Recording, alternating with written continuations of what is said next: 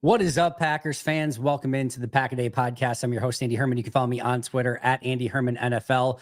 We are live for a post-game show where if you are looking for any coherent thoughts from me whatsoever, I don't know that I have any to give you at the moment. That was an insane game in a billion different ways. One that I'm not sure any of us could have really seen coming at that level. Imagine I told you Green Bay scored 40 points in that game. Imagine I told you Green Bay scored 40 points in that game overall, and they didn't win. I don't think anyone could have convinced me of anything like that whatsoever. Imagine I told you that the defense allowed 40 points, well, mostly 40 points, 2 points on a conversion, and tell you that the Packers didn't lose the game. You would have never believed me whatsoever. Let's get a positive first. I thought Jordan Love was amazing in this game. Every single moment that he had to come up with a clutch play, he came up with a clutch play.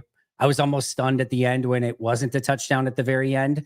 So much drama on that final play before the kick, where if that takes a millisecond more, I mean, whoever was in Dallas, by the way, to stop the clock where it was, usually that's like you're going to give a home field advantage. You're going to let that thing tick, and you're going to make the referees put that second back on the clock. I was honestly pretty amazed that Green Bay got that second to kick that field goal. More on that momentarily. But I thought Jordan was phenomenal to just be put in some insane positions, had multiple like game-winning and game-tying drives when they absolutely had to have it. Not much time on the clock, certainly on a couple of those drives. I thought he and the offense really did everything that they could outside of a play where, what was it? Rasheed Walker got beat and forced the fumble on Jordan Love. You could not have asked for anything more from the offense.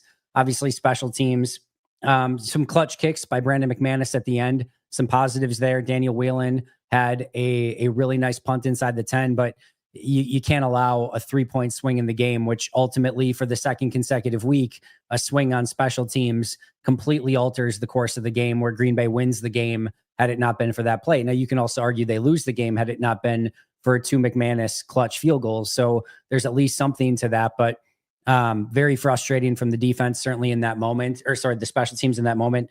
And then just a god-awful performance by the defense, which are not words I would have been expecting to utter coming into this game.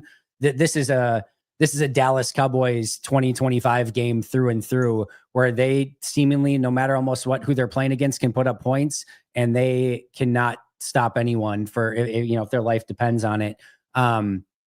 Very disappointing to not come away with a win in this game.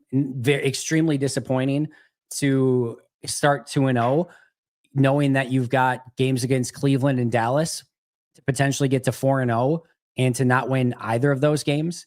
It's certainly not catastrophic being 2-1-1. And like, Green Bay had a lot of opportunities to fold and lose this game, and they didn't. But definitely a couple of huge missed opportunities over the last 2 weeks. And it's a lot of self-inflicted wounds once again that come back to haunt this team. As far as, a big negative in this one, I don't understand the thinking on that final drive with the time management and the game management at the end. That was about as bad as it gets at the end. And quite frankly, probably deserved to have that second tick off the clock at the end. Stop caring about the time. The game in that moment is all about the touchdown. That's all that matters. Like, if you score a touchdown, the game is over. You specifically set it up to basically get the ball second, to not have to worry about the clock. You know what they did. Now you know what you need to do. If you kick a field goal at the end, by the time they got into that range, the field goal was, it's not elementary because it's the Green Bay Packers special teams, but should have been elementary at that point. Go for the kill there and stop worrying about the damn time. If you get the ball in the end zone, it's over. And your offense was rolling. They couldn't stop anybody. Why are you playing the time management game at that point? You have to go for the kill there. And that was the handoff to Wilson on the first one was fine. but you have to have immediate urgency after it. Because I think that picked up the first down swing past to Golden. I will give Diggs credit in that situation. It's unfortunate there that Golden actually caught that one. If Golden drops that ball, it helps a ton. Not only do you not have the loss of yardage, but you don't have the clock ticking as well. I know Golden can't do anything about that in the moment, but of all the times where he could potentially, or anyone could drop a ball, that certainly would have been about the best case scenario right there. But yeah, and then for Jordan too on that play again, I know you can't really think like this in the moment, but you're better off just throwing that ball away rather than checking it down to Emmanuel Wilson. And that's easy to say in hindsight. Like Emmanuel Wilson's made a bunch of big plays, breaking tackles, and you don't know if he's going to break that tackle and bring it to the end zone or something like that. But you're certainly probably better off more cases than not just throwing that thing away and not having the clock tick in that situation. And I'll just say one more time, Green Bay extremely lucky that did not result in a game-ending play with time running off the clock. I thought they were very unlucky to not get the Dontavian Wicks pass interference penalty earlier on that drive. Thankfully, it did not haunt them in that moment because they were able to convert. I thought that was a big-time clutch play by Jordan and a big-time clutch catch by Matthew Golden on that particular play on fourth down. I mean, that is a tough situation. Fourth down, have to have it. And, Love drops back and he rifles one, and Matthew Golden, strong hands, goes to the ground with it, makes the catch. I thought that was a huge clutch play in that game. But lots of reasons to be frustrated with this one. No question about it. Some reasons to remain optimistic and positive, including the offense putting up 40 points despite missing a lot of offensive linemen in this one. Thought outside of that one play, especially in pass protection, things went much better. Yes, it's Dallas's defense, which is atrocious. I understand that. I get it. But that offense too, because of the defense, was put in a ton of high leverage situations, and they responded to it far more often than not. I know it didn't end up this way, nor should it have been. I didn't, at first glance, at least I didn't see the replay, but if that last play in the back of the end zone would have been a pass interference play, that would have set up one of the all-time most amazing moments, right? Untimed down, at the goal line, you have to go for it there, right? You can't kick the field goal to tie when you're on the 1 inch line, or the 1 yard line. I think you have to go for it in that situation. That would have been one of the all-time epic moments. There's no time left in overtime. It's a one play on time down. You're down by 3 on the 1 inch line. What is your call in that situation? That would have been an all-time. Obviously, that's a hypothetical. Like I said, it didn't seem like there was anything there worth penalizing. But yeah, I hate the sequence at the end of the game where you're trying to get too cute and run down time. You're all you have to do is score a touchdown and you go home as the victors, go into the bye week, get some much needed rest, and then kind of move on from that. So really, really disappointing from the defense, especially no CD Lamb. You have one player to take away, and that's George Pickens, and they did not do a good enough job of that. Run defense was okay. I feel like it wasn't great, but it felt like it was okay. Javonte Williams, 20 for 85, a 4.3 yard average. Miles Sanders, 2 for 8. So at 22 carries for 93 yards. It's not unbelievable run defense, but it's more than acceptable in that situation. I think the big thing here was George Pickens for a team that has really limited, big time wide receivers from kind of doing their thing. Pickens getting 8 for 134 and 2 touchdowns. I thought was pretty egregious when he was clearly the playmaker that you needed to stop going into that game. So I would definitely say that was a huge issue. Tackling, a massive issue in this game, needed to do a much better job. And you just didn't see the level of urgency. And what was really surprising about this for Green Bay was a defensive front that really didn't, get to the quarterback much at all, despite missing their starting left guard, their starting center. One of their tackles goes out in the middle of the game, and they just 3 backups on the line, and they just could not get there whatsoever for a defense that was, just almost unstoppable for 3 weeks against a backup offensive line and a Dak Prescott without CD Lamb. I did think I never really want to be this guy. There could have been a holding call. It did feel like there was a lot of holding by Dallas's offensive line that went uncalled. Yeah, I don't know what to say other than that. That was if you could take a step back, if you weren't a Packers fan or a Cowboys fan where everyone's just having heart attacks every other second, that was a hell of a football game. That was a hell of a I mean, a 40-40 overtime tie. Like that's a remarkable game and a remarkable score, but certainly not the result that you were hoping for. Could have certainly been better. Could have certainly been a whole hell of a lot worse. And like I said, I don't know that I have any other coherent thoughts. Obviously, some injuries to keep an eye on. Devontae Wyatt, Nate Hobbs had a concussion. Wyatt's knee is kind of the big one. Thankfully, Josh Jacobs was okay. So I have to kind of keep an eye there. Devontae Wyatt, a big part of that defense. You could tell he was clearly missed. They're down to Wooden, Brooks, and Stackhouse on the interior. I thought, again, from a run defense standpoint, they held up as well as could pretty much be expected in that scenario, but not good enough from the defense. A huge play on special teams that swings this one in an aggressive way, and a really amazing game by the offense that unfortunately did have one big turnover and then, just had a really unfortunate situation of play calls, I thought, at the end, where that's one. I know I've defended certain situations in the past. That's one where you can't take your foot off the gas at all. That was a lot of braking on that final drive. I can understand. I understand what he's thinking. I just think it's the wrong thought. I understand that you don't want to allow time for Dallas. Like, if you have to kick the field goal like they ended up having to do, I understand if you give Brandon Aubrey any time, like if they get the ball at the 40, like he might just make the freaking kick. Like that's how good that dude is. So I understand that aspect of it. I think you do play with fire. It's a really interesting conversation as well about deferring or letting the other team have the ball first, basically deciding to kick. It's a really interesting scenario because on the one hand, you have the ability to see what you have to do. They get a field goal, that you get a touchdown, you win. You don't score, you lose. You get a field goal, you tie, right? You have sort of fate in your hands of knowing exactly what is needed. And there is some advantage to that, but the two things you have to be really careful of is if Dallas would have been able to run more of that clock out, right?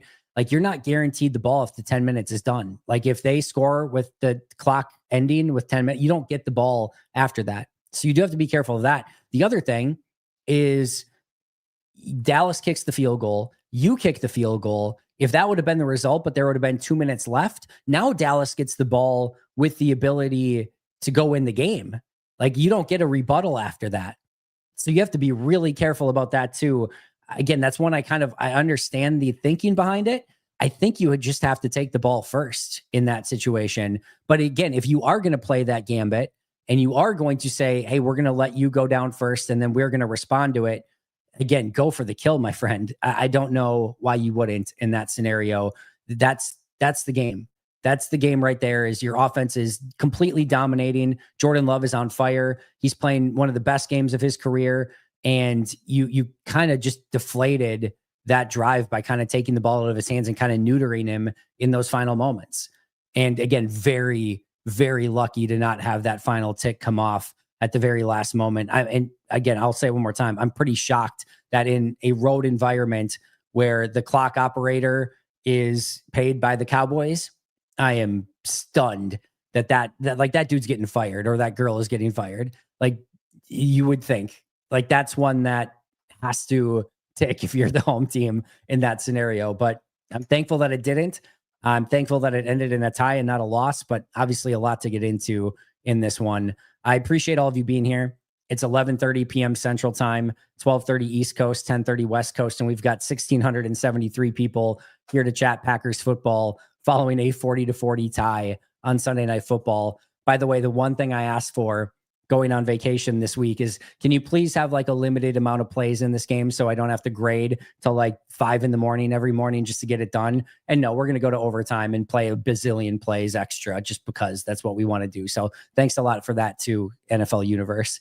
All right, we'll start with JLM. Thank you guys. We'll get to all the super chats. We got 35 of those already. So I'm going to get to those first. And then I'm probably going to need to take off as soon as that, because I got tomorrow's podcast to do still and like a billion other things, rewatch the game, etc. It's going to be a very late night tonight.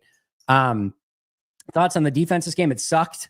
It really sucked. I mean, the defense got handed opportunity after opportunity after opportunity to go make a play and get off the field and get the offensive ball back.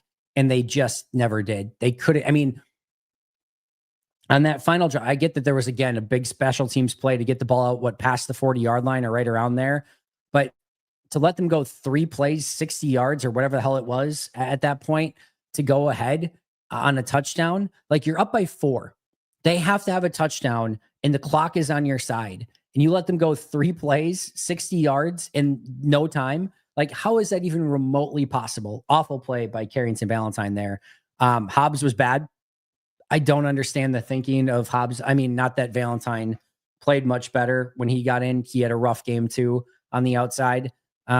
Yeah, Hobbs and Valentine, again, after weeks of the corners playing really great football, again, with the benefit of an actual pass rush through the first few weeks, pass rush disappears and the corners don't play as great. Those things are very heavily related in this instance. And then, yeah, Cooper missed multiple tackles in this game. Frustrating game for him as well. JJS breaks. Super Bowl aspirations with this coaching staff. This team will never go anywhere with Matt LaFleur as the head coach. Hope people are finally starting to see it. Frustrating end to this one with the decision-making at the end for sure. Again, go for the kill there. I'm not putting a stake in anything down the road. I think the offense showed some real ballsiness in some really tough moments, for lack of a better term. But yeah, they kind of got, again, neutered at the end by the play calling and the decision making, and that can't happen. And I'm sure Matt's going to be frustrated as well. But that's a frustrating way to end that game, no question. All of that for a tie. What are we doing? Yeah, sports are weird sometimes. I hate ties. I don't want ties in just about anything, but NFL ties just feel really weird and really gross, and certainly not a fan of this one. Truly awful clock management and really questionable early down offensive play calling. Lucky to get the tie. Special teams killed us too. I thought the clock management was, for the most part, fine until the end of the game. I understood the majority of it. The end I did not, and I think is really it just can't happen. It just absolutely can't happen. You have to recognize that your offense is completely just tearing through them. And at some point, as a head coach, you just have to trust your guys and say, go get the job done. Jordan deserved the opportunity to just say, hey, go beat these guys. I'm not worried about the clock. I'm not worried about what they're going to do. Go beat them. That was the game. He was playing out of his mind. Every single clutch situation, he came through with a big time play. And you just have to put the ball in his hands and say, go cook. And if you don't trust your team to do that, you can't always be worried about the worst case scenario, right?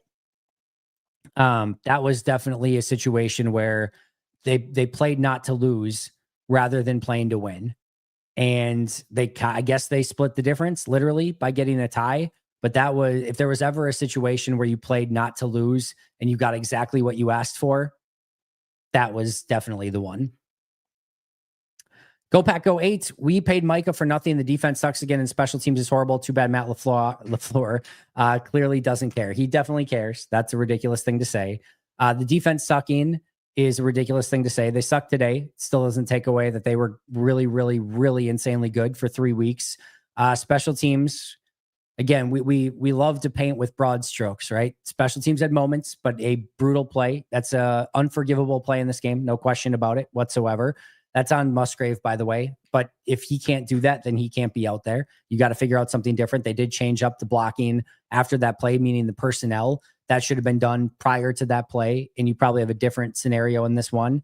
Again, I don't think the defense sucks again. I think the defense sucked in this game. I think they're going to be fine overall. I think they sucked in this game. Saying the defense sucked in this game would be the akin to, or like now the defense sucks would be the akin to saying like, oh, the Packers have a Super Bowl offense now. Like, it just doesn't work that way. Like, yeah, the offense played well today. Defense certainly did not. Defense will have much better days than this. Offense will have much worse days than this. Special teams will continue to be terrible because that's what they do for decades. But again, I think painting with broad strokes here on a couple of different things. And again, we paid Micah for nothing. He was phenomenal through 3 weeks. Today, he couldn't, again, I think there were definitely some holds that went uncalled, specifically on Micah. He couldn't quite get it going. That's where I need guys like LVN and Rashawn Gary to step up in that situation. It can't be just him.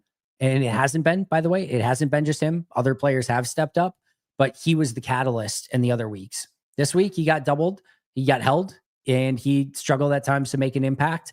And somebody else has to step up then and take that mantle and say, I got this. And nobody else kind of did that in this game. That's certainly disappointing. Would have liked, obviously, for Micah to have a better game as well. Colin, thank you for the super chat. I'd never said nor considered saying it, but it must be said now. Fire LaFleur. Again, I disagree with that assessment very clearly. I think this is a very disappointing result. He had the offense prepared. I don't think he could have predicted that the defense was going to give up 40 points. The special teams, again, major error in this one. I hated the end of how LaFleur managed this game at the end. Again, I think firing LaFleur would be a laughably ridiculous decision in this scenario. So yeah, cannot go in that direction. Why did our pass rush disappear, in your opinion? I honestly, Connor, I'll have to watch this one on obviously the all 22 this week. I don't know. Again, I did see multiple times where it looked like there were some pretty clear penalties that went uncalled. I think Dallas did a pretty good job of keeping Green Bay, or like keeping themselves in manageable down distances where there were very few, like 3rd and longs and things like that. But even on the obvious passing downs where, Dallas had some situations where they were, even at the end of the game, right, where they had to obviously pass the ball. Green Bay just couldn't get the pressure there. Give the offensive line for Dallas some credit. I thought Dak was phenomenal in this game. I don't know what else he could have done. Dak and Jordan both deserved wins in this game, right? Just didn't work that way for either of them, unfortunately. But I thought Dak was phenomenal. But they had a great game plan of picking apart Green Bay's zone defense. And there was a little bit of a lack of adjustments, and it was a real issue trying to get home on Dak. But I'll have to definitely take a closer look at the film on this one. All right, Patrick, it never made sense to me that the NFL decided to give both teams a possession in overtime, but keep a 10-minute game clock. You're encouraging ties. Yeah, I think they're really cognizant about not wanting games to go like insanely long. So that's sort of the trade-off. They're like, yeah, we'll give you both an opportunity, but we're keeping it at 10 minutes. So if you want the ball back, you better manage the clock and you better get the ball back. But listen, at the same token, Patrick, what I would say is like, you've got 70 minutes to go decide that game. If you tied the game at the end, it's not like you weren't without opportunities throughout the game to avoid a tie. Green Bay had multiple opportunities to avoid a tie and they couldn't do it. And again, based on that last offensive play where that second could have ticked off, they're probably lucky to get away with a tie in this one, and for a variety of other reasons as well. ASAP Mamba.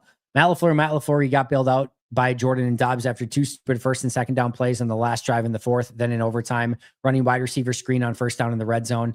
Yeah, the 1st down wide receiver screen in the end zone or in the red zone, right?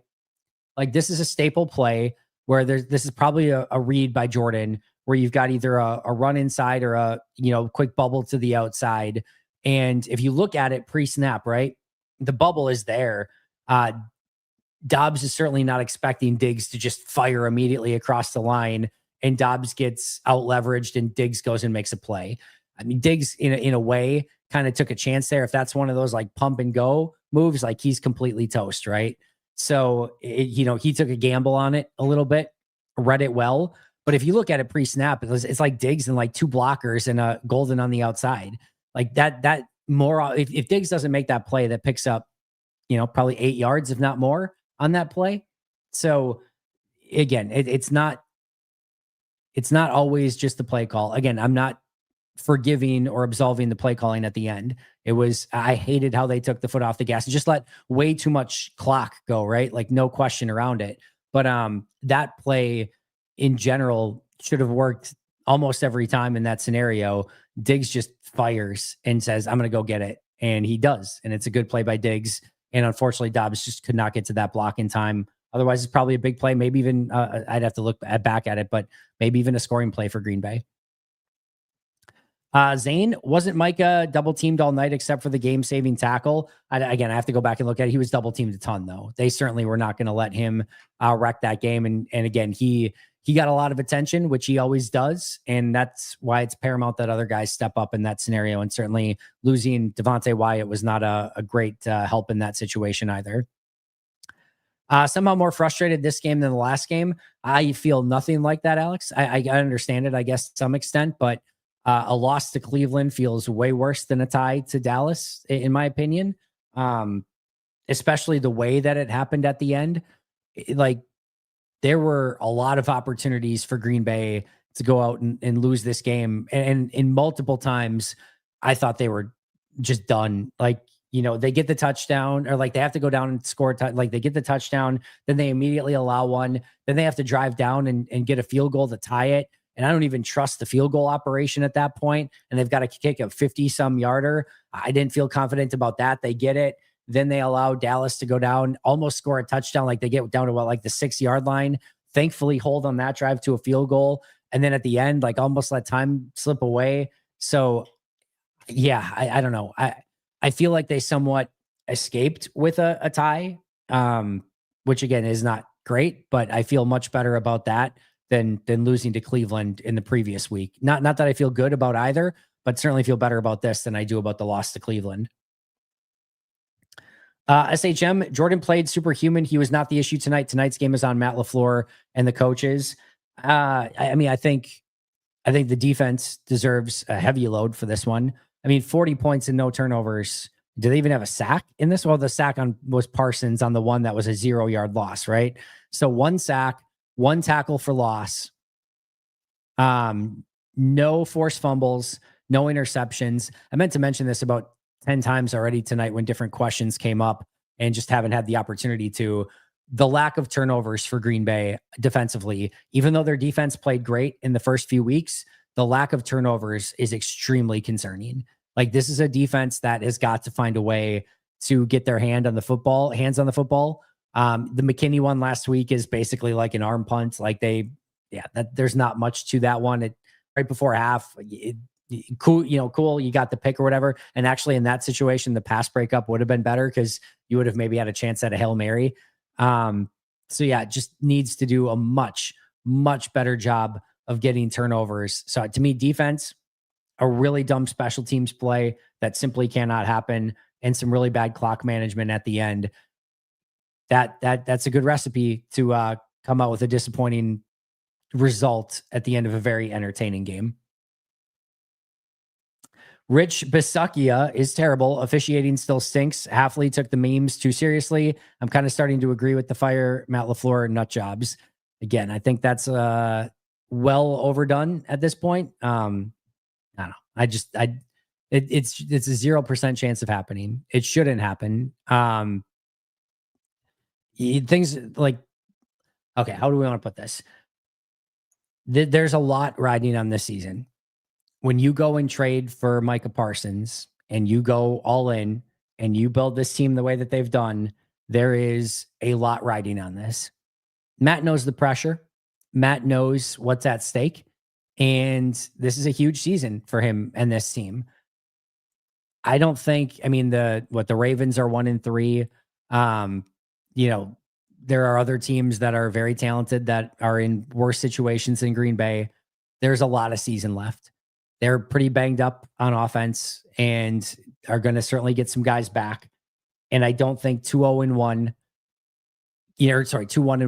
going into the bye is fire-worthy at this point in time, or nor anywhere close to it. There was some really bad moments in this one from Matt LaFleur, and I'm certainly not a fan of everything that has gone on over the course of 4 weeks from a game management and team preparation standpoint. And when you have 2 games that you're favored by pretty easily in a row that you lose and tie respectively, that's not a great look. Period. End of story. Let's let this play out, because this will have a natural way of playing out in this one. And what are you doing? So you fire Matt. Okay. Are you promoting Jeff Halfley to head coach? Well, this defense was the issue in this one. So you're promoting the guy that in this case was the one that, really had the worst unit in this particular game. Also, do you really want to take Jeff Hafley away from the primary coaching responsibilities or like defensive coaching responsibilities? Now he would still probably, maybe I guess call the plays and things like that. Now who's your offensive coach? Adam Stenovich? You're going to go just Adam Stenovich being the guy offensively, and that's going to be an upgrade from Matt LaFleur? Are you going to put Rich Bisaccia in charge of the team? Is he going to be the interim head coach? What are your options that you're doing here? Are you going to hire somebody from the outside? Are you going to get Doc Rivers? Like it's stupid, guys. It's a stupid comment. It's never going to happen. And I'm not, again, even saying that down the road, if things go poorly, that's not an option at the end of the season or whatever. But so many things have to go catastrophically wrong in order for that to be the case. And to be crystal clear, if Matt wants to avoid that from happening, whether it's the end of this season or end of the next season or whatever, he needs to be a lot better in situations like today where it was scared coaching at the end, for lack of a better term, just scared coaching. No other way to put it. So he's got to make sure that never happens again, quite frankly. And again, there's moments, right? Like I have no issue, and I tweeted this out. I have no issue early in the game, 4th and 2, pinning them back deep. Your defense looked really good on the opening drive. And even then you hold them, I think it was 4 and out, technically not 3 and out, because I think they did pick up a first down on the first play. But your defense immediately gets them off the field. You get the ball back. And I think you go down and score after that. Like it worked fine. Like there's times and places for things. And I don't mind at that point in the game saying like, hey, we're going to play to our defense. At the end of the game, that again was scared coaching, was scared clock management, scared game management. And, what you get by that is, you didn't lose, but you had an opportunity to win and you didn't win. And that's, that's the result you're going to get when you manage the game that way. I blame the special teams on whoever came up with WeFence. We should have known immediately, Alex. I've joked about this before, but as soon as I heard WeFence, I was almost just like, oh God, no, like just don't. What do you stop? Just don't. It's a really cringeworthy name. It's not offense. It's not defense. It's Jesus, holy cow. Just don't. Should have known in that moment and exactly at that moment. I'm with you, Alex. We tied with the Cowboys and went 3 Stooges mode and just about blew it at the end. The S on the hero's chest stands for special teams. I'm very happy that they did not blow it at the end, obviously, but that was razor thin. And again, I'll say I'm shocked that extra second didn't take off, if I'm being honest. How do we feel about Hobbs? I'm not optimistic. Rough game from him. No question about it. I want to go back and watch it, but certainly on the game copy, it felt like everyone was open against him at all times. Again, I'm not. The other point here is that when you're not getting home with your pass rush, your corners are inherently going to look worse. But I thought even in the quick game, he didn't look great in this one. Obviously, had the concussion. Hopefully, he's okay from that. But in game, before the injury, did not look great in this one for sure. Beast, thank you for being a member for 6 months. Just wondering how people will blame Love this week. There were people even at halftime when he was like, guys, the fumble is not his fault. Like the fumble is not his fault. He's going back to pass, coming like this. Guy beats Rasheed Walker clean, knocks the ball out of his hands. That's not on Jordan. I thought Jordan was phenomenal in this game. 31 of 43, 337, 3 touchdowns, no picks. Only took the 1 sack. Had another 3 carries for 28 yards. Managed some extremely, extremely difficult situations and scenarios. I thought he was unbelievable in this game. So I don't think you could have asked anything more of him. More importantly, still undefeated in Jerry World. I've watched basically every game since 2000 with my dad, and this was the weirdest game we've watched. It definitely was weird. And yes, still no losses in Jerry World, but would have liked to have had a win, no question about it. How do ties affect us or usually affect the seeding? Well, it just really, for the most part, eliminates any like tiebreakers, right? Like you're not usually going to be, unless it's with Dallas, which is probably not super likely. You're eliminating the vast majority, unless there's another tie from another team down the road, of any of those, like, well, who's got the division tiebreaker and who's got the conference tiebreaker and things like that. It's just everything will be down to record, unless right now it's with Dallas, or again, unless the Rams or the Niners or the Eagles or Buccaneers, Vikings, Bears, Lions, etc. Unless some of those teams end up with a tie as well. It basically just makes it come down to record for all the tiebreakers from here on out. So that's the biggest thing. Beast Bumblebee, good news. Jeff Hafley clearly isn't cut out to be a head coach, and everyone should let us keep him. That's not a great resume builder in this one for sure. The defense has had 3 unbelievable games. Like they were phenomenal. And I don't know exactly. I thought Dallas had a good game plan. I thought the refs were a little bit off in this one. I thought the defense was a lot off in this one. Didn't have the changeup. Didn't seem like they were flustering anyone. I don't know if Dallas caught a tell on tape of something of like, hey, when they do this, then it's this. If they do this, then it's that. But for a defense that's confused the hell out of everyone for 3 weeks and nobody's had an answer, Dallas certainly had an answer almost every single time for exactly what was happening in that game. So tough one for the defense and tough one for Jeff Hafley for sure. Steely Phil, the fact that we'd be 4-0 instead of 2-1-1 if not for block kicks in back-to-back games is causing me pain. Yeah, in all likelihood. I mean, in the first game for sure, or in the Browns game, like if it's not for that block kick, like they win that game. I'm pretty confident in that. And in this one, it's tough to butterfly effect this thing entirely, especially with knowing in hindsight that Green Bay's defense could not stop Dallas whatsoever. But you certainly feel really good if they don't have those 2 points and Green Bay has the extra point.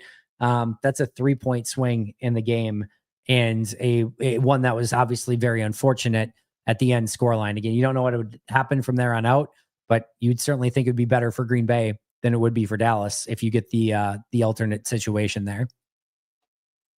John, thank you guys all for the super chat. Appreciate you a ton. There's a good time to make a coaching change in season. It's going to the guys. Come on. The second one, maybe. Bisaccia needs to go. Do you think they would or should? I do not think they will.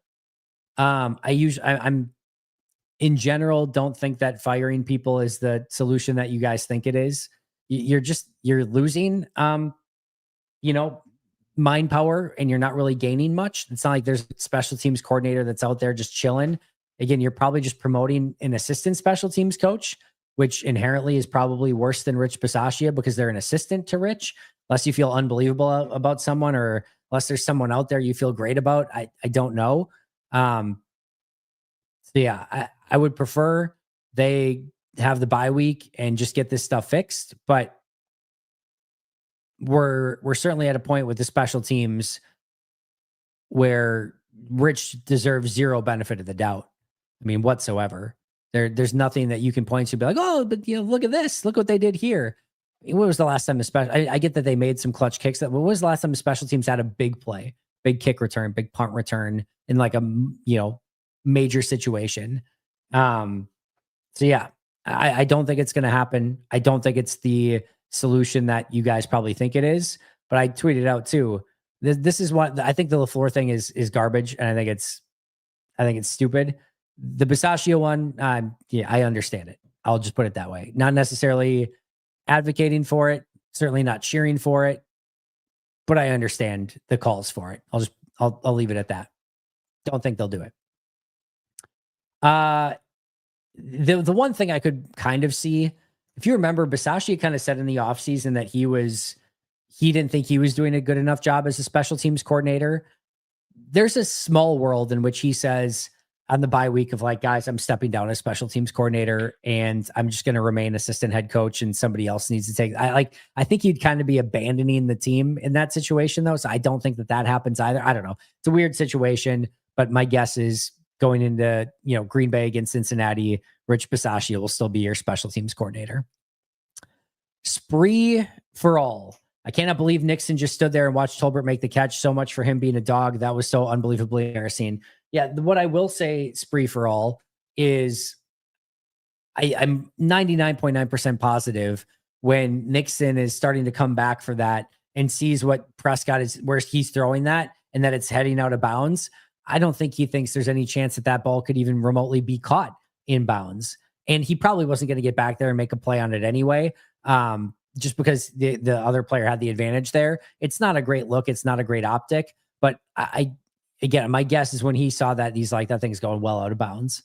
And it hung up there enough, and the receiver came back to it, made a good play. It's a ridiculous play by Dak Prescott, an absolutely ridiculous play by him. Good job by the receiver of coming back to it, getting both feet in bounds. And you'd like to see, again, I think from a defensive standpoint, those first couple of games was like everyone was rallying to everything no matter what, right? And we just haven't seen that quite over the last couple of weeks, the way that we saw it over the first 2 weeks of the season. Patrick, everyone focused on the missed PI. Can we talk about the most obvious intentional grounding in my life not getting called?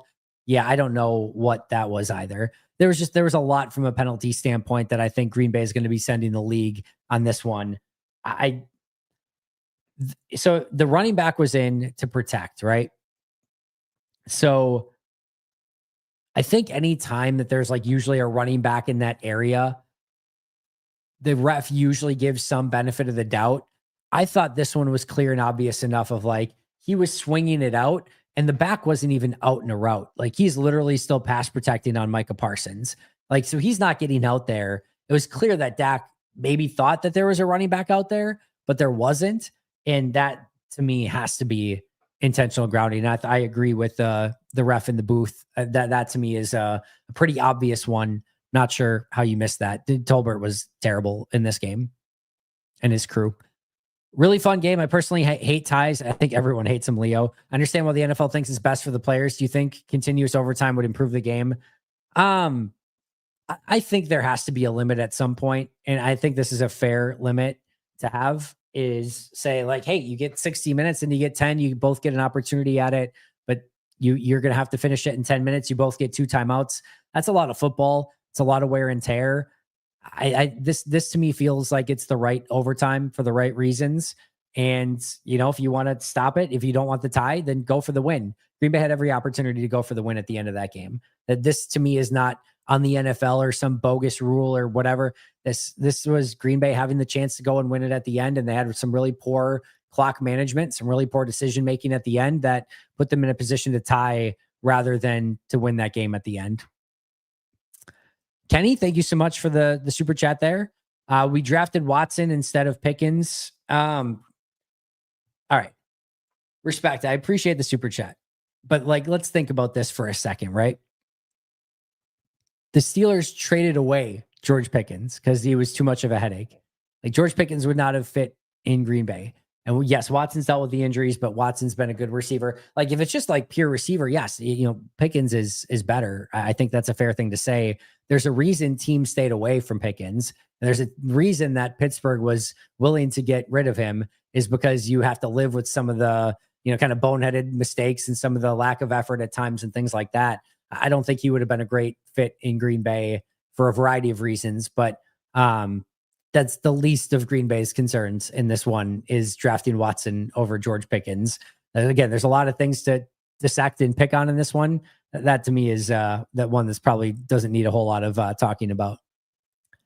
Wilson runs behind the same line as Jacobs. Why does it look like he has a lot easier time getting successful runs? Also, CV got cooked all night. Rough night for CV once he got in. I thought Jacobs ran well in this game, quite frankly. I thought Wilson ran very well. You should remember, too, that like Wilson's coming in with fresh legs. You know, Jacobs has been carrying all night, doing a lot of work, and then Wilson comes in fresh legs. Like, that's why you do that stuff. It's like, oh, you get a new guy with, you know, who hasn't carried the ball much or had much wear and tear. And yeah, he looks a little bit more fresh in some of those situations. So yeah, kudos to Wilson, though. I thought he had a really nice game. All right, Joseph. Holy cow, you guys are crazy with the super chats tonight. Thank you so much. Why it is crucial to our team, Matt LaFleur killed those last 5 minutes. Joseph, I disagree with none of what you just said. I hated the last 5. I've said it already numerous times. And I do think Wyatt is crucial to the team as well. And they certainly missed him. But you got to have next guy up, and you got to be able to go out and make plays and make it so that his absence isn't super noteworthy. They didn't do a great job of that in this one. Smooterino. My takeaway is that Dak very much looks like an MVP candidate from 2 years ago. He had 3 top-tier bleep throws to will the boys to the tie. He was fantastic in this game. I'm a Dak believer. I think he's a really good quarterback. I don't think he's always been in the greatest scenarios. I do think his playoff performances have not been great. I think there's been something to that a little bit, but I think regular season Dak is fantastic. I think he proved that today. He was on one. His checks at the line were on point almost every single time. He bought time. He ran when he needed to. I thought this was an unbelievable game from Dak Prescott. Thankfully, Jordan was there to match him every step of the way. ASAP Mamba again. This is the Packers defense I'm used to. I knew it was too good to be true. Also, why was the offense playing for the field goal? I'm more worried about running clock and overtime. Go in the effing game. Yeah, we've talked about that obviously on numerous occasions already. I still think this defense is going to be really good. I don't know exactly why Dallas's offense had so much success. Green Bay is going to have to go and review that and make sure, because every single team is going to try to copy and paste what Dallas did in this one to pick apart Green Bay's defense. I thought Dallas did a really good job with their screen game and just kind of keeping Green Bay off balance in this one. But that's something they're going to have to be a little bit more prepared for. And it just didn't feel like for really the first time, it felt like Jeff Hafley didn't have the counter punch, right? Usually he adjusts so well and he's got something else up his sleeve. And this one, it just felt like he was, he had his lunch eaten all day long and just didn't have that counter punch at any point in time, which again, I think that's honestly the first time in the Hafley era that's really happened. And certainly this season, it's the first time. So I think this defense is still going to be really good. They had a really bad day today. Play for a tie. Is that what Dan Campbell would have been? Either a win or a loss. Way to be conservative on both final drives. The regular season or the regulation one, I understand a little bit more. There wasn't a ton of time on the clock there. The overtime one is really stupid. Really stupid. No other way to put it. Again, you played not to lose rather than playing to win. And if you play not to lose, that's about as far as that's going to take you. This is about the best case scenario that you can get when you play not to lose. You have to play to win. And in that situation, at the end of this game, they did not play to win the game. And it cost them. No two ways around it. I can't prove it, but a tie feels worse than a loss. I can prove it mathematically and logically that it does not. It feels stupid. It definitely does not feel worse. It honestly, it maybe would have felt worse, right? Like if Green Bay really did, like there was the time where Green Bay had that, like, I think it was against Washington. Was it Washington or was it somebody else? Maybe it was Minnesota. I think it was Minnesota. I think they had Washington the next week. And Clay Matthews had that bogus personal foul penalty for roughing the quarterback when they were ultra sensitive of like driving the quarterback into the ground. And Clay Matthews clearly didn't drive the quarterback into the ground and they called it. And I think that game ended in an overtime tie. And that one felt terrible because Green Bay should have won the game and they got it taken away from them. And instead it was a tie. That I can understand. Like Green Bay did not really, in my opinion, deserve to win this game. So I was almost relieved by a tie rather than a loss, if I'm being honest. It feels sucky no matter what, but I'll definitely take it over the loss in this scenario. MAD does things. That was blatant PI and Golden and Wick. Oh, unless it was in the end zone you're talking about. I'd have to go back and look at that one. Unless if you're talking about the Wicks one along the sidelines, then yes, that was, I thought on replay, there was a little bit of like Wicks kind of initiating the contact. I'm not saying it shouldn't have been PI or it should have been PI. What I will say is I think that gets called PI like 99.9% of the time. Like I think that gets called every other time that I've seen a play like that. And it just didn't in this one. And I don't really know why. Jamie, thank you for the chat. Matt LaFleur is way too conservative. It's who he has always been. We can think he's a good coach and still think he has massive flaws in specific areas. It was a flaw tonight, for sure, Jamie. There was absolutely a flaw tonight. And for those of you who are saying like, hey, we've seen this before, you're not wrong. You're totally not wrong. And if that's the way that you're going to coach in those moments, this is the way that the tenure is going to end up. Just always coming up a little bit short at the end. So we'll see if that's the way he wants to continue, or if he decides, hey, it's time to, kind of go out and call a game to win the actual game and not play scared. I thought the play calling at the end of this one was very, very scared. JJS breaks. Andy, who are you fooling? If that last play was a PI, Matt LaFleur would have kicked a field goal from the one. He has no, I 1,000,000% don't think he kicks the field goal there. I think from the 1 yard line, he goes for it. I think it would have been a really fun, interesting dynamic, but in a way, I'm almost glad that it didn't end up that way. I don't know if I could have stomached it, but would have been an interesting one. Again, I don't think there was any PI there, but I have to go back and look at it. Pros are that the O-line looked good down the stretch, and Love was amazing outside of the end game management. Cons are special teams can't get it together, and defense felt like Joe Barry era. I think the Love takeaway is really noteworthy in this one. I thought he was insanely clutch over and over and over again in some really tough moments. That is noteworthy. I know it's against Dallas's defense. I really do, but I still think that was a really impressive performance in some really difficult moments. He put the team on his back whenever he was allowed to and did everything he could to win that game. It's honestly, of everything, I'm most disappointed with Matt's decision-making at the end, because Jordan deserved the opportunity to win or lose the game on his behalf. Like he earned that final drive. He earned the right to say, Coach, I got this one. I'm going to rip through this defense and we're going to score a touchdown. Don't worry about the clock. Don't worry about anything. If I'm Jordan, I'm having that conversation with Matt tomorrow. Not today. Let it sit. But if I'm Jordan, I'm saying, hey, I need you to trust me. I'm going to go win that game in the future. You have to be able to just put the ball in my hands and say, I trust you. He didn't. He didn't trust the offense to go get the touchdown. Like, I understand that there's a time and a place to leave yourself outs, right? I understand that you wanted it to come down to that final drive so that it was either Green Bay was going to score the touchdown or they were going to kick the game tying field goal and the game was going to be a tie, that there was no chance to lose that game. But the remarkable thing is their best chance to lose the game was by doing exactly what they did, and almost did it at the end by being too cute with it to try to make sure that Dallas didn't get the ball back.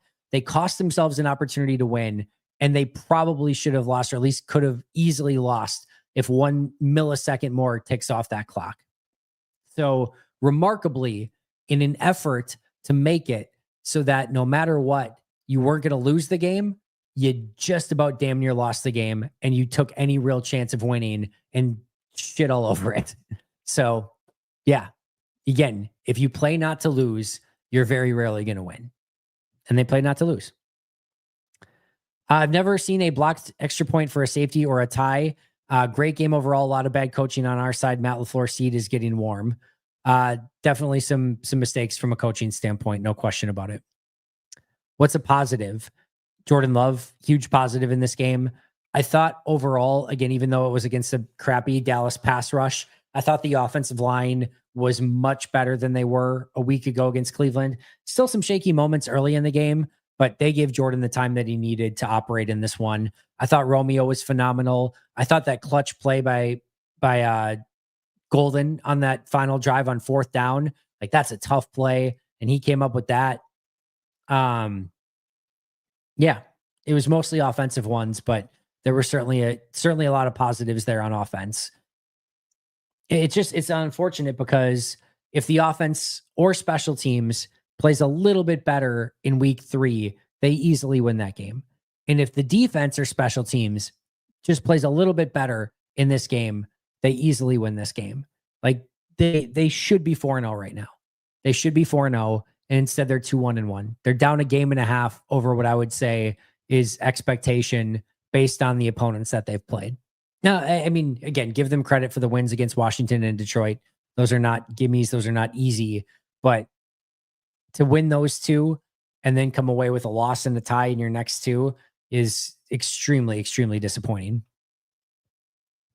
Is LaFleur's scheme-heavy offense impeding Jordan's strengths? No, I don't think that's the case. I thought he schemed up some really good looks in this game. I mean, the scheme and the offense aren't needing to be the question when you put up 40 points. And it should have been, 41, right? Because they get the blocked extra point too. So 41 points in this game is what it should have been. It is a lot of point production. I thought the offense was beautiful. I thought it gave Jordan a lot of opportunities. I thought a lot of the players came up with some big plays, including Jordan on numerous occasions. So no, I wouldn't go that far. There's plenty to blame LaFleur for in this game. There's plenty to blame him for. I don't think the scheme is one of those in this game. Appreciate the question though, Wasa Aaron. Tyler, thank you. End of half and end game situations were both mismanaged by Matt LaFleur. His in-game coaching is in general is average at best. Feels like he's so focused on the offense that he doesn't think about the game overall. I don't think it's that. Again, I'm not disagreeing with the mismanagement. I don't think it's that he's just thinking about the offense at all. I just think I don't know. I don't know, but there were multiple mismanaged opportunities in this one, and it cost him. It cost him. So yeah, for whatever you want to take that for, I think it's true.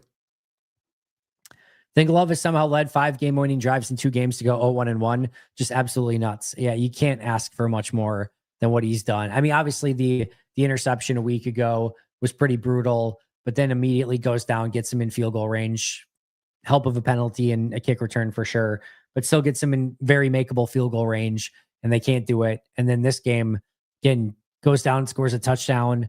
The other team, or Dallas in this case, scores a touchdown, goes down, gets the field goal to get in field goal range, which is a remarkable drive. I mean, just back to back to back, clutch as hell drives for Jordan, and deserved to have a win next to his name in this one. Instead, just doesn't, which totally sucks.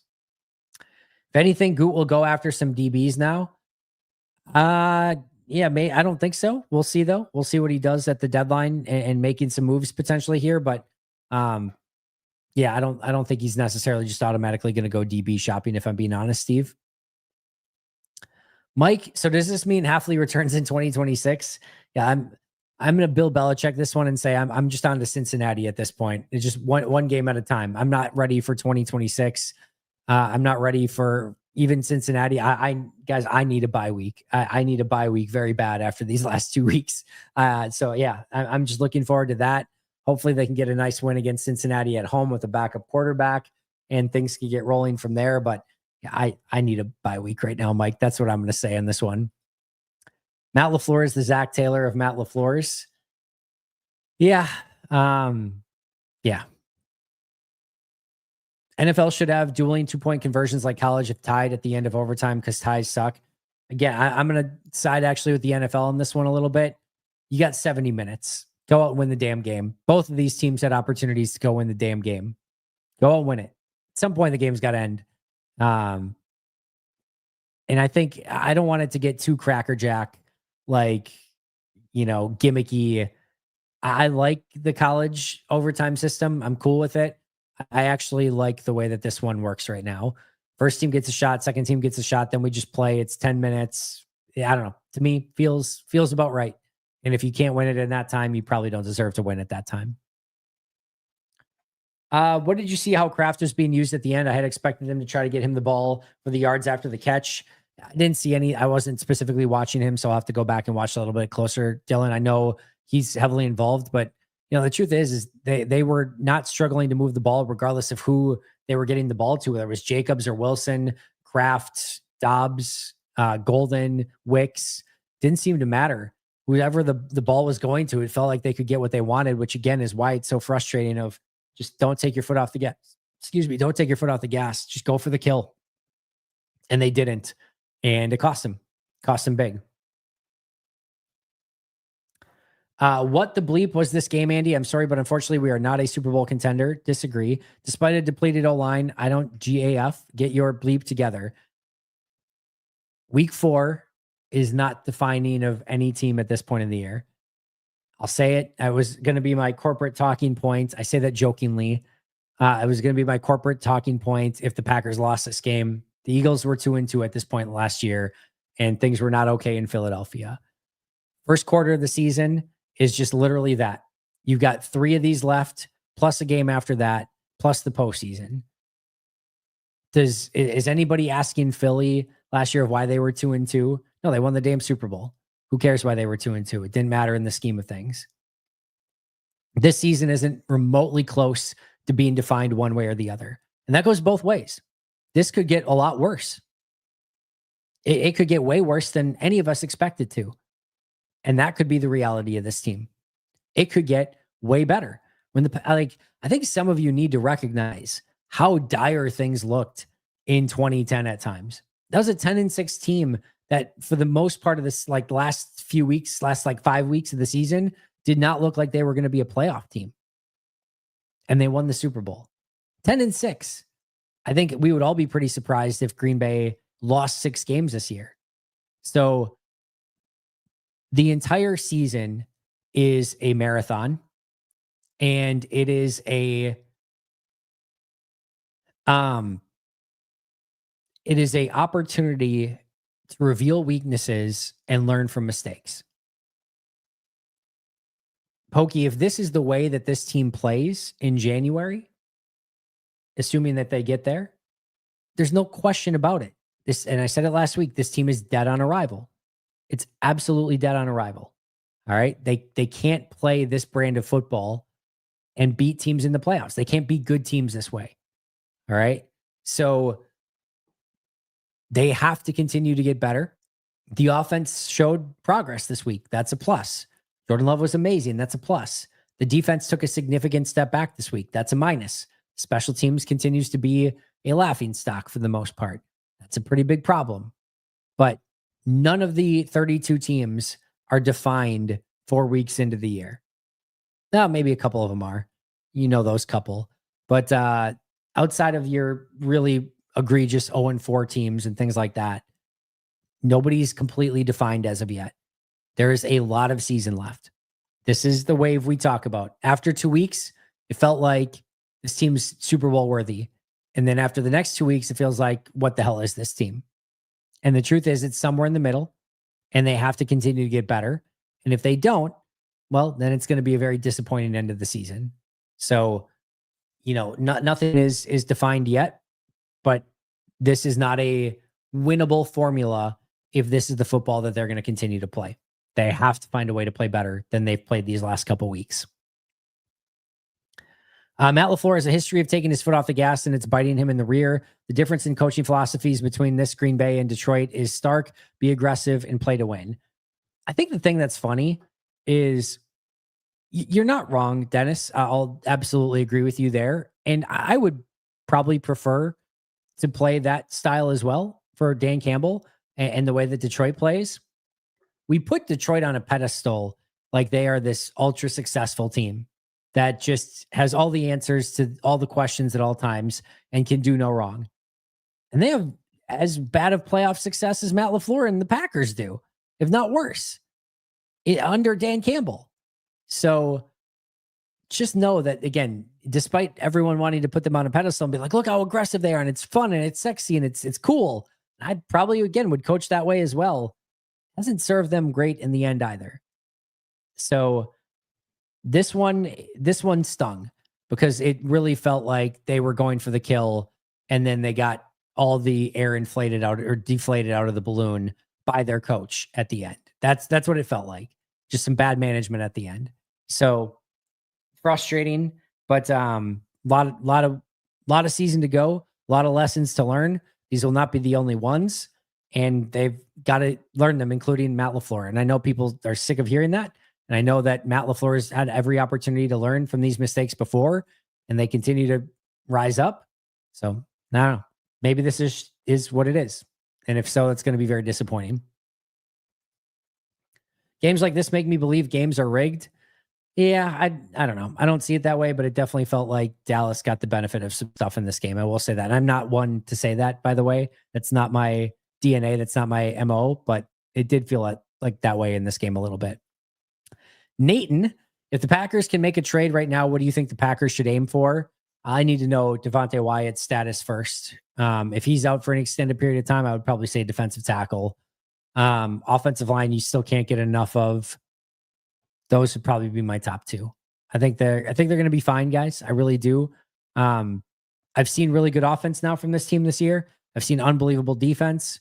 I've seen shaky special teams pretty much throughout, but I don't know. We'll see if they can get there, and the offense can now get a little bit more consistent. The defense can hopefully get back to where they were those first few weeks, and they can actually get back to playing complementary football. But until they do that, it's going to be tough. These games are going to be really difficult. Hope this game keeps Hafley in Green Bay. It definitely doesn't hurt. Philadelphia and Detroit have one possible blueprint now. Go to your stars on the outside. Hafley will need to get busy in the lab again. Yeah, what I will say again, and this is where we are like prisoners of the moment, right? Hafley and this defense have been really great at limiting big-time wide receivers. like over and over, right? Like they've been phenomenal at it. But in this particular week, Pickens went off. And I don't exactly know why. I don't know what the struggle was in this game. I think it just was having more time than usual. But this has been something Jeff's been really good at. And just today, the Packers defense was not. Hi, bro. WWE. Hen was the last time we tied before. WWE. Oh, when was the last time we tied before? I'm assuming is what we mean here. I don't know. I'd have to go back and look at the last tie. I remember the one in Dallas with Matt Flynn. I remember the one against Minnesota. My guess is maybe the Minnesota one with the Clay Matthews penalty, but I'd have to go back and look. I suppose I can look really quick or just ask AI.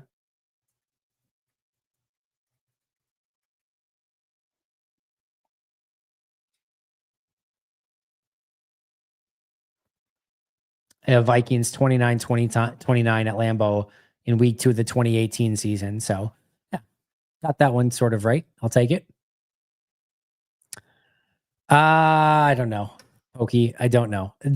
When we went through like superlatives of the offseason, when we went over the biggest surprises, my biggest surprise was Bisaccia getting a raise / extension.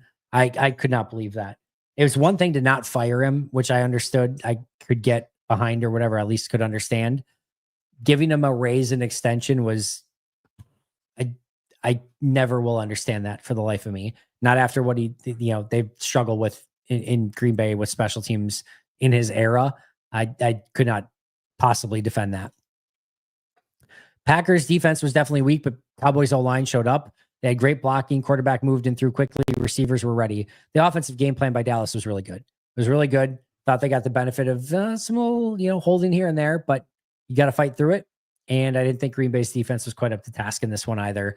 You put those three things in a blender, few advantageous calls, really good offensive game plan, poor defensive performance and tackling, and you get a 40-point performance for the offense on the other side.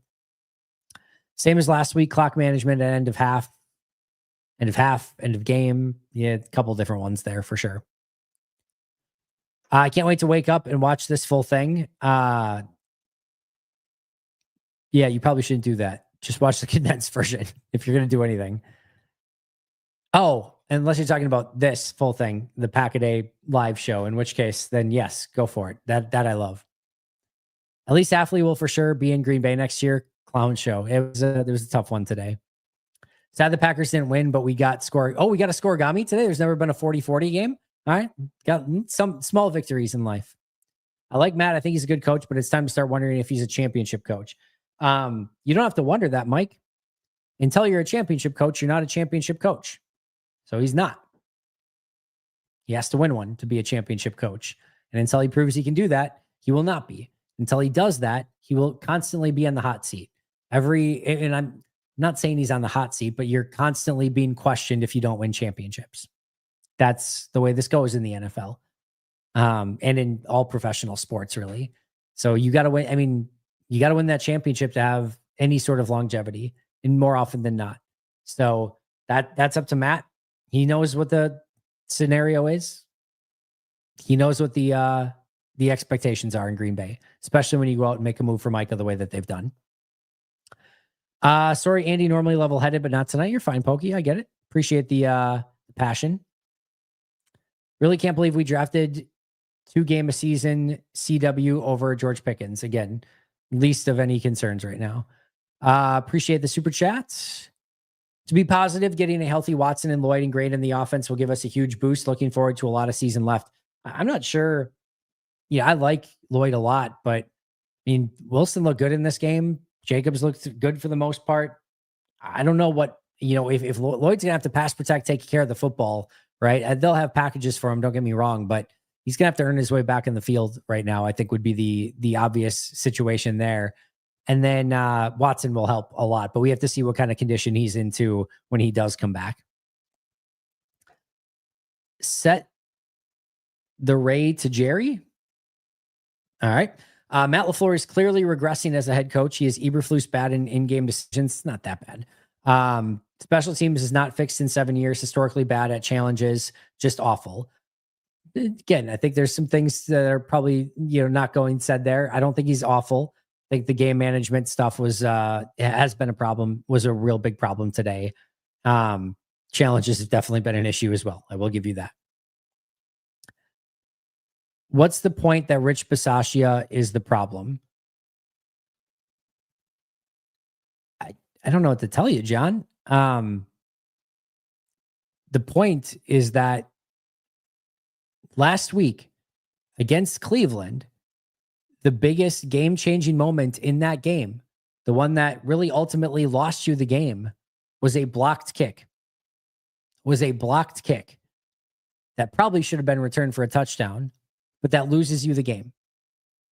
That is the biggest moment in that game. If that doesn't happen, you win the game.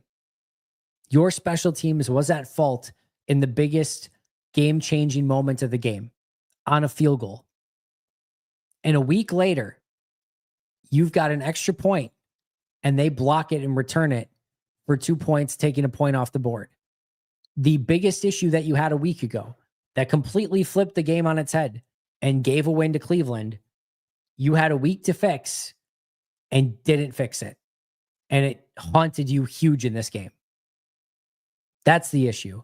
Matthew Golden had a punt that bounced that he should have fielded.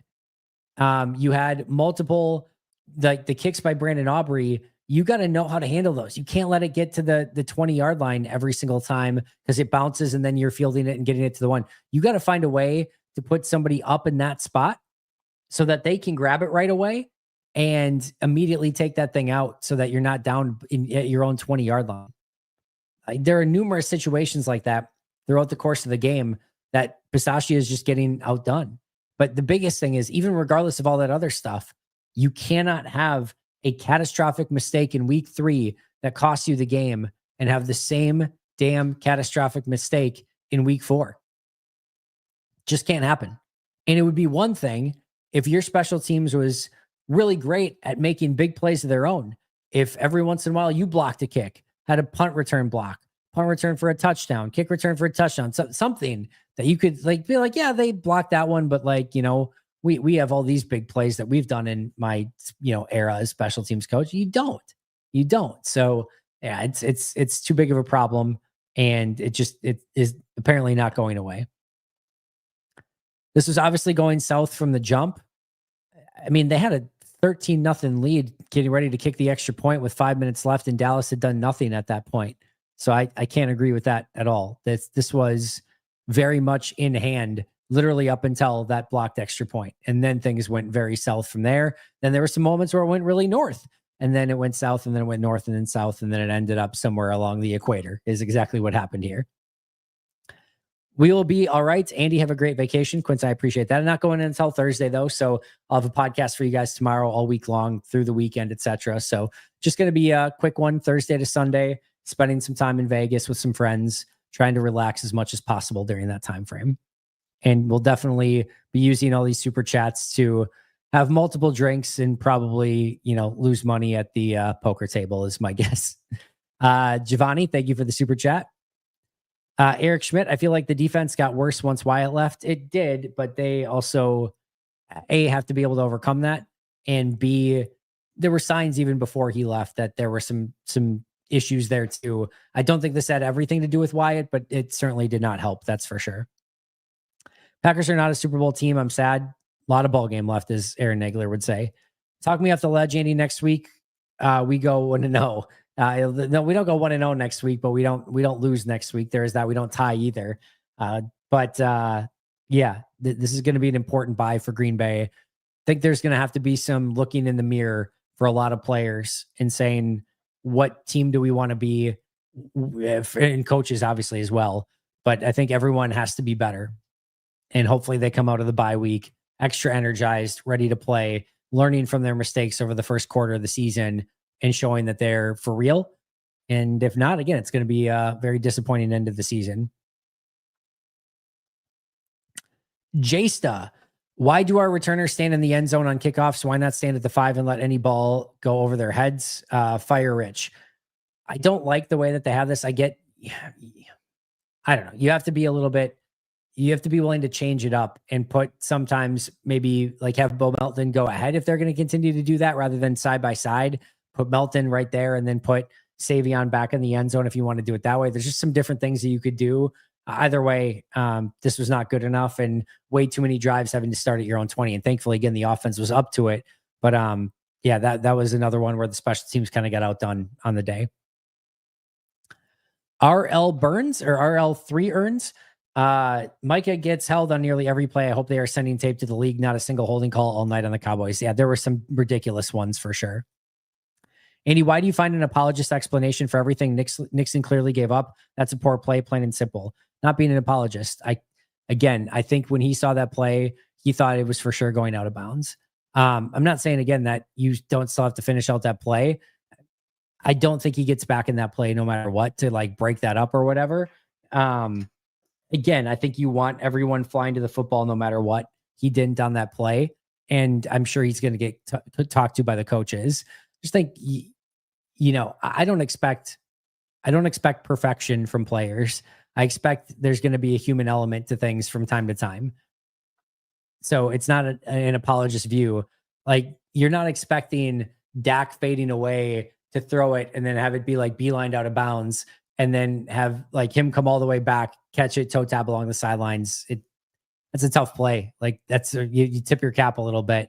Obviously, again, you wish Nixon would have came back with it, but again, of everything in this game, that's the least of my concerns or worries whatsoever in this one. Donald, thank you for the super chat. LaFleur in big moments, one word comes to mind. He flinches. Is that even fixable? Yeah, I think you can change mentality. And I think he needs to change mentality in that situation, in those situations. So yeah, I absolutely think so. And again, if I'm Jordan Love, I'm having that conversation. And I think it has to probably come from Jordan saying like, hey, you have to trust us in those moments that we're going to go down and score a touchdown. We're going to win that game. Don't be worried about what could happen. Worry on getting the best play call in and let us do the rest. Trust us. And I think that's what's going to have to happen. There's a moment in 23, right, where they clearly didn't trust Jordan those first 8 games of the season. They kind of handcuffed him to certain things and didn't give him autonomy and just didn't let him have the full function of the offense. And then finally, around that Steelers game, they're just like, you know what? Just go play quarterback and we trust you. Go let it rip. And then all of a sudden, things looked a hell of a lot better. I think the come to Jesus moment here is that, hey, you have to be able to trust your guys. Don't micromanage this thing to death. Don't be worried about what could happen. Figure out how we can make things happen on our side of things rather than what could happen on the other side. So I do think it's learnable. And I do think Matt has to learn that lesson. And I think he needs to learn it right away. You're taking if the Bears can beat the Packers? Sure. Absolutely. Hope they don't. I think Green Bay is a much better team, but can? Yeah, absolutely. Absolutely they can. Does Matt LaFleur coach more scared versus aggressive? There are definitely, I mean, this is again where we paint with broad strokes, right? So before the half, which everyone hates, he's really aggressive before halftime. Like meaning on the play where he gets stripped, right? Where Love gets stripped. If he wanted to, he could go into halftime with the lead, come out in the second half, continue the game or whatever. Jordan's probably reeling back like that because he's going to throw deep down the field. They're aggressive in that situation. Matt has lots of moments of being aggressive. And his offense throwing down the field as much as they do is one of the more aggressive offenses in this league. To say that Matt is a passive or non-aggressive coach is false in totality. In bigger moments, and certainly at like the end of this game and some of the other things, you do see him become more passive. Scared is another word for it, which I won't argue against. He called it scared at the end of this game, worried that Brandon Aubrey was going to get the ball back and kick a game-winning field goal. I understand the logic of it. I hate the thinking of it. I hate it. Go and win the game. You have the ball. You're in the perfect scenario. You have the ball. You can Hasselbeck this thing without Hasselbecking it. We want the ball. We're going to score. Go score. Go score the game-winning touchdown. It's right there for you. It was right there. And you basically shit away the opportunity at the end. That sucks. It absolutely sucks. I love you, Andy. No, you're good, man. No, all totally good. Take a chance on Asante Sam. I mean, he's not fully healthy yet. I also don't, if you're worried about tackling, Asante Samuel Jr. is not the guy that you want on your team. He's a terrible tackler. I don't think he fits this defense great. I don't think he exactly fits the mentality. If you had injuries, I would say sure. Again, I think this is too much of an overreaction to one bad defensive game over 4 weeks of the season where the defense has been the biggest bright spot through 3 weeks. They suck today. Such is life sometimes. Sometimes you're the hammer, sometimes you're the nail. Jeff Athley's defense will bounce back. I really believe that. I don't think they're going to start giving up 40 points per game. I think the defense will be much better against Cincinnati in week 6. They'll be fine. I'm not super concerned about it at this moment. This bye week hits at the perfect time. A lot of work to do across the board, but week 6 against Cincinnati is now a very important game. Yeah, they all are. You don't have a ton of leeway anymore. You've got, the tie basically kind of counts as a loss in some ways. It's just a missed opportunity for a win. You probably got to get to 13 wins if you want. I mean, Philly's not losing much, right? So you might already be playing for the number 2 seed. So yeah, there's not a ton of room for error. That's for sure. By the way, Donald, I meant to give you an extra thank you for this. I really appreciate that a ton, my friend. Very awesome. Very kind of you. Matt LaFleur needs to ask for Dan Campbell type. All right. Dan Campbell is always playing for the win. Again, I agree with this. And again, I'll say one more time, I would manage that way too. Just, I think it's funny that Dan Campbell gets put on this pedestal where his teams are losing in clutch games all the time in the playoffs. So it works until it doesn't. It's not just that simple. My wife's going to kill me for all these super chats. She's asleep. She'll never know. Andy, thank you for all that you do. I wish nothing but the best for you and yours. Let's go in the bye week. Go Pack Go. Appreciate you, Pokey. Keshawn Motley. Matt is way too conservative. He has to trust his team, and the defense had an off day. Has to trust his team. Agreed. Defense had an off day. Agreed. Don't disagree with anything, Keyshawn. Dennis, thank you so much for becoming a brand new YouTube member. Appreciate that a ton. Almost forgot to do this, so let's do this really quick. Got to get the comment off of here first. All right.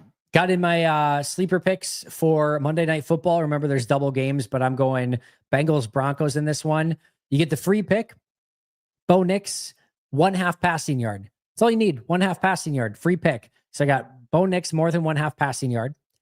Will Lutz, more than 1.5 field goals made. I do think that the Cincinnati will hold them on a couple drives to field goals. I think Lutz will make those. So more than 1.5 field goals made. T. Higgins, more than 48.5 receiving yards. It's probably the one I feel a little bit most trepidatious about. I feel like Higgins is due for a big game. It's going to be tough against Denver. It's going to be tough with Browning as quarterback, but I'm going to say Higgins gets to 48, 49, 50 yards in this game and picks that up. So Bo Nix, more than 1/2 passing yard. Will Lutz, more than 1.5 field goals made. T. Higgins, more than 48.5 receiving yards. Check it out over on Sleeper. Terms and conditions and apply, of course. Go check those out at Sleeper as well. I can let you know, though, that you do get a 100% match up to $100 by using code PACKADAY. So make sure to use that code PACKADAY. What are you waiting for? Get after it right now over on Sleeper and make sure to check that out when you have the chance. Makes it a very fun day. Today was fun, even with some of the disappointment. Still a fun day over on Sleeper today for sure. All right. Back to our comments. Got a couple more than I do have to get out of here, guys. Drew, thank you for the super chat. It's all about peaking at the right time of year and catching lightning in a bottle. I mean, that's a piece of it, but usually, your decisions in play are indicators of how you're going to play in big moments, right? Not that this is a defining, right? You have to continue to get better. And then, yes, peak at the right time. Hopefully not have catastrophic injuries. Get right at the right moment. That's the hope for this team. I still think they have the talent. I'm not really concerned about that through 4 games, but dumb mistakes, poor coaching moments, those things will kill you. And it certainly left a lot to be desired over 4 games so far, or certainly the last 2 at least. Ipala, enough doom. Super Bowl teams lose games they should win too. It's hard to win in the NFL. What are you looking for coming out of the bye? Self-awareness, like limiting the mistakes, and just the offense being consistent, the defense being consistent, the special teams being hopefully somewhere near more consistent. And I need to see more turnovers. The turnover battle hasn't been good enough for Green Bay. And I think that's one of the reasons why I remain very cautiously optimistic and positive is these turnovers are going to come at some point for Green Bay, and that's going to be huge. They'll take care of the football and they'll get turnovers. And once that happens, I think they're going to really be cooking with gas at that point, but can't allow 40-point games. Can't a week ago have a 10-point game. So, I mean, you even some of this stuff out and it looks a lot better, but yeah, you can't have a game where you only score 10 on offense. You can't have a game where you allow 40 on defense. Those are killers. And more often than not, if you score 10 points on offense, you're going to lose. And if you allow 40 on defense, you're going to lose. And thankfully, they at least have one tie to show for it through 2 weeks. But more often than not, those are both going to be losses. I think it was important seeing this offense. Yeah, I think the offense gained a lot of confidence and learned some of the things that they can do in some clutch situations. That's not nothing. That's definitely helpful, even if it is against Dallas's putrid defense. This has been Therapeutic. Don't forget to like and share the video, friends. Go Pack Go. Appreciate you, Pokey.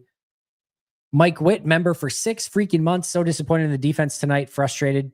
Understandably so. He crapped the bed tonight. Are you concerned about the pass rush moving forward? No. Don't know why it did completely no-showed today. Do think there was some extra holding, in there as well, but I think they're going to be fine. This was definitely a bit of a setback, though. As much as I was frustrated about the defense when we got the ball in overtime and got it to the Dallas 14, thought 87 was going to get number 4 and end it. Go Pack Go. I don't know if it was 87 or who, but I definitely thought they were going to score a touchdown. I really did, and pick up that win. Really disappointing not to. Eric the Gangsta. Do you remember when you knocked Kool-Aid on your football cards 25-ish years ago? You knocked it over with a basketball. Love your content. Cheers, Andy. I do remember Eric the Gangster. I'm trying to remember. I maybe I've told that story before in here, but were you there that day? I don't remember, but I very much remember that day very, very well and was very devastated in that moment. But appreciate you, Eric. Next step, Luigi's breakfast pizza and a mimosa. Yeah, I'd probably go something a little bit harder than a mimosa, but appreciate Luigi's for sponsoring today's post-game show. I don't know. Can you do? I'm going to eat half a pizza, I guess, for the pizza today, or maybe I'm only going to cook it halfway just to feel that, the disappointment of having a Luigi's pizza, but not really, get into it, enjoy it in full. I don't know what I'm going to do, but definitely appreciate Luigi sponsoring the show and being such a great partner. They're unbelievable. Make sure you're checking them out over at luigispizza.com, on social media at Luigi's. And I promise you, win, lose, or tie, Luigi's always tastes amazing no matter freaking what. All right, guys. I appreciate all the super chats. I do desperately need to get out of here because I need to rewatch, do a podcast still, and like a million other things. So I don't think sleep's going to be on the menu for tonight, but it is what it is. I cannot thank you enough for all the comments, everything like that. You guys are absolutely amazing. Love you guys so much. Appreciate the 1,000 plus of you that are still in here. I think I got to all the super chats, or I couldn't get to more of anything else. But yeah, disappointing to say the least. Happy it's not a loss. Happy that it's at least a tie. But as they say, tying's like kissing your sister, and it's a gross way to end the night after playing some really great offense and some really atrocious defense with some brutal special teams sprinkled in. See you guys soon. Be back for the podcast tomorrow. Make sure to check it out. Mike Wall and I, noon Central Time for Pack-A-Day Live. And then we'll get to our normal slew of episodes throughout the course of the week. See you guys soon. Until next time. And as always, go Pack-O.